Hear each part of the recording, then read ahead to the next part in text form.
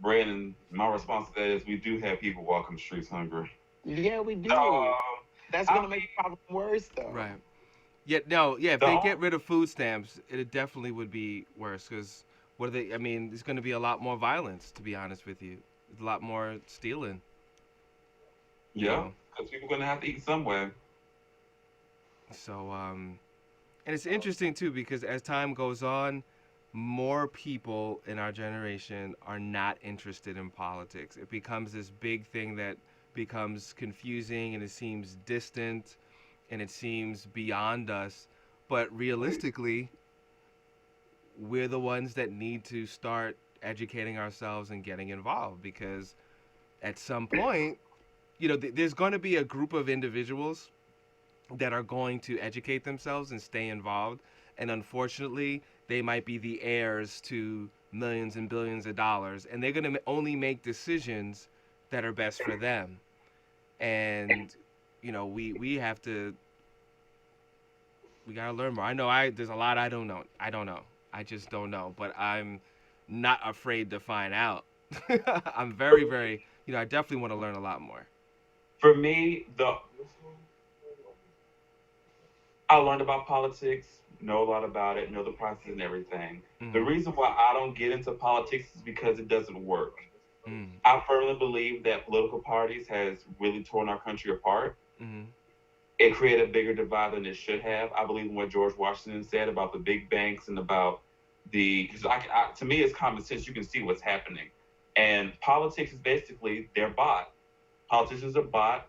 I don't believe that a politician knows. Most politicians don't know what their constituents are going through because they haven't been in that situation. And like for Bloomberg, for example, yes, he brought a lot of money to New York City, but a lot of people are getting priced out.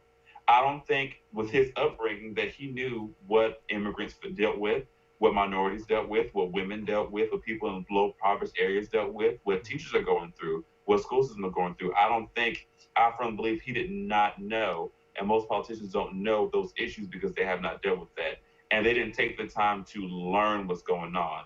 I think they say what is right to get elected or to get their backing or to get their funding or the organizations supporting them and they stick with it. They don't actually do what's right for the people. So for me, knowing about politics, taking the AP classes and everything, getting really into it, Mhm. I see what it should be and what it is. Mhm. And I have an issue with that. So I believe politics doesn't work at all. And I believe that most nonprofits and other organizations do a lot better job at educating people and building better citizens, in my opinion. I've never seen a politician actually get someone excited about volunteering, get somebody excited about being a part of their community or doing well in school. That was always parents or teachers or neighbors or somebody close to them. I've never heard of or seen a politician do it. And if they did, in contrast to the teachers and people who actually do that, it's probably less than 1%. So to me, politics is basically they don't do their job, they suck, and then they get their asses in line. But then, how do you change it? Where do you go? I I will say it's hard to change because, like certain organizations and certain things, it's been going on for so long. When something's been going on for that long, it's been so ingrained, it's almost nigh impossible to change. Mhm. It it will if I'm not saying that it isn't hard to change. It isn't it's impossible to change it. It is. There's always a possibility. But something is going to take years, time, effort, large amounts of help and funding and work. And as a country, we're not that unified to be able to do that. Or we don't have the time trying to basically most people are trying to survive in this country. People are talking about how our generation is inactive or the other generation screwed it up, but people are so busy trying to survive now, they don't have the effort to be involved citizens or be the community leaders that we were back in the day. It's hard now. Life has gotten harder. Do you think And that's part of the hustle to keep people so busy and so entertained by foolishness that we don't think? Because and remember, my there was a time, specifically I want to targeting punk music. Punk music as well as hip hop, there was, and even new wave, the beginning of the new wave sound, there was a political, social part to it, to those genres. And eventually, for some reason, in every one of those genres, it got washed away. Hip hop stayed a little longer, and it teetered like 89, 90. And then all of a sudden, it went away. Um, do you think that going away affected how we kind of grew up? Or do you think I that think going it, away was just a reaction to what was going on with us as a society? I feel like it went away because the generation grew up. Like that 89, 90 crowd, they got older and they got, you know, less adamant about certain things because they were growing up and dealing with different things. So back when they were in their 20s and in their 30s, this is what was at the forefront: politics. So just like, James Brown, I'm Black and I'm Proud, like that was in the 60s, in the height of like racial oppression. So that's what the topic was. That, like, World War II, everybody was, that was the theme of the country. We're in war, so conserve this, conserve that, donate this, donate that. I think that, like, especially as far as it concerns music, like it's just a reflection about like, what's going on. And I don't think that we are taking politics as serious as they did, just because like we're not rapping about healthcare reform. We're not rapping about, like, we're not, but that's what's going on. You know what I mean? Like that's what's at the forefront of politics right now. But I just think in those earlier generations, like it meant more to them, and that's how they were raised. Like because either their parents, like for me, I'm young enough so I can say that it was my grandparents. My mom was born during the like during the racial oppression, like the 60s, but my grandparents went through it. So my mom was less adamant about it because she was born into it. Then I'm not as adamant about it because I didn't even get to see it. You get what I'm saying? So it's Right. just like a domino effect of like the potency of politics in like culture. So I think that, I mean, it's not too late though. I think if somebody did it the right way, I feel like Kanye was on track. Like, say what you want, but I really do think like his first couple albums, he was on track and talking about like things that were happening in the world. And as far as race is concerned, and how like the black man's still not whatever, Right. however you want to like view that. But I definitely think that he was on track. I think that like the bigger he got, the further away he got from that. So, like Yeah. back in his hungry days, he was Yeah. definitely into that movement. You know what I mean? I can But hear. now, Yep. like and then like Lauren Hill is another example. Right now we have Janelle Monae, and she's doing it. Yeah. I highly guys listen to Janelle Monae, because Janelle Monae is bringing like the politic, like that down honest truth about like what's going on in racial equality and what's going on with healthcare reform. Like she is actually rapping about abortion, and she's like the Lauren Hill of our day, like really. So I think that it is people that are trying to start that back up, but I don't think it's as big of a movement as it was back then, just because the generations change and what we find interesting has altered. So I would agree with Brandon to an extent. It's I don't. Sorry, I'm a history buff.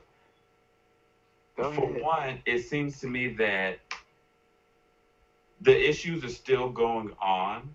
They have never stopped, but I think people stopped caring.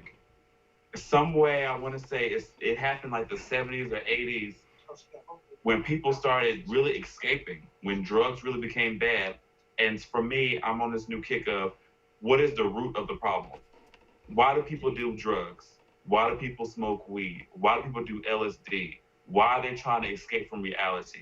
What's so hard about it that they can't deal? And a lot of the conclusions that me and other people are coming up with is because people are beat down, they're tired, their life is rough, even though some of them don't know what a rough life is. But I mean, hey, or they're trying to get this feeling and they're trying to escape. Like we have more people. Sorry, I hate football, so I use this as my example. We have more people ready for a football season. They are ready to forget their child's grades or going to school and do something with their life. Or people rioted at one of the NBA playoffs, but you won't riot about kids getting killed at the elementary school. That should have been a riot. That should have been a Right. whole damn march. But all we sent was prayers, social Sure. media texts, but no one got together and say, what are we going to do about this issue? But they want to riot at an NBA game, or Miley Cyrus is twerking. They want to call her all kind of sluts and hoes, but you don't want to pay attention to what's actually going on in your life or that can affect you. And it's just we have to find out what is the root of the problem, what is the cause. There are people who give a damn, but No like one's how no one's talking about the Patriot Act, which I'm hoping the next presidential election that's at the forefront of I'm definitely going to do my part when that time comes to bring that as one of the topics of discussion because we don't have the rights that we had before. oh we don't. They need to But get we rid can of talk about the twerking. I know, right? Get rid of the picture. Yeah, they had that act for too long. Did you hear now that New York Times posted an article about the NSA actually since 2010, way before September 11th, Hmm. taking people's phone calls and emails and Facebook info and linking them to each other and other people in different countries, trying to link to who might have a possible connection with a terrorist, supposedly, way in 2010, but basically gathering data on Americans. Oh yes. Oh yeah. And they stopped doing that because someone from the inside had said, "Look, Bush, this is illegal, and if you keep doing it, I'm gonna leave." And that was right in between his second term, and they didn't want him to leave because they needed him, No, and they really. said, "All right, cool. You know what? Let's stop doing that. Let's pull back on that." But I don't know how much of a pullback they did, but that was the actually it's a really good film on Dick Cheney. I think it's called The World According to Dick Cheney. They talk about that. That's one evil man. Being honest, one evil, hateful bastard. So, but you know what? I definitely not gonna do it today, but I definitely want to talk about people's views on socialism, Mm. and their views on capitalism, because we don't really live in a real democratic society. It's, Oh, we don't. we don't. Um, but yet, we see all these advantages in other countries that have a social democracy and all these other things, but people have health care. They pay more taxes, but for what we pay in taxes, we don't get what they get in health care. And we don't get what they get in education. And how this country could be a total better place if we just, or possibly to be better if we put things in place for what's best for the citizens. But, Except well, for stop speaking that socialist propaganda before you get taken away. I'm just saying. The country is set up to me to keep the poor poor, like basically. Like in a nutshell, that's America. Keeping the rich rich and keeping the poor poor. And it's so unfortunate, but it's a sad truth. But my thing about that, Brandon, on a country set up and has, when you hear the politicians all the time, those good old American values of equality and freedom and independence, we sure don't have all that in our country. No, you're absolutely right. Mm. I completely 1,000 agree with you. But, like I always say, be the change you want to see. If you're really adamant about it, you really want to see the country change, then, go to law school. Do these Hell no. things to be a politician. I'm just saying, like, not you personally, but No, No. but just it's true people in though. general. As a No, generation, we have everybody has to. a everybody has a comment, everybody has a complaint, like, oh, I'm just saying, like, if you really love the country as much as you say you do, and if you're really as fed up as you say that you are, change it. Be the change you want to see. Do the things that you need to do in order to make changes happen. And it And could you be know what? something. And before you What's start that? a fire, you have a spark. And that's why we're having this conversation on the Eclectic Show. Thank you so much, Diorin. Thank you, Brandon. And we will continue to have these conversations to inspire each other, to share ideas, and to, move things forward. All right, guys? All right. Alrighty. Peace out. Alrighty. You're watching the Eclectic Show, and thank you for your time, your words, your thoughts. For watching the Check us out on Eclectic Show. Facebook. A lot of the things that we spoke about The is on Eclectic the Show. Facebook page for his videos and links. And we'll see you next Sunday, 9 o'clock. You should talk English all the time. The Eclectic Show. Not what I want to hear the drama. Don't ask about my opinion. Why are you talking like you're sexy and whatnot, son? Yeah, come in my trailer so I can drag you real quick. The Eclectic Show.